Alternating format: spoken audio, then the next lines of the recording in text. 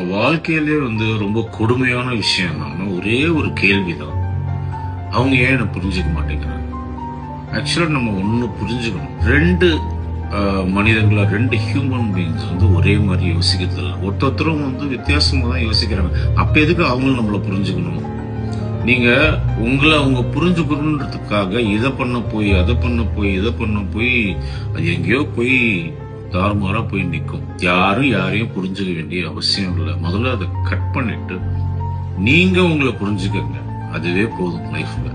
நீங்க உங்களை புரிஞ்சுக்கிட்டு நீங்க பாட்டு போயிட்டு இருங்க.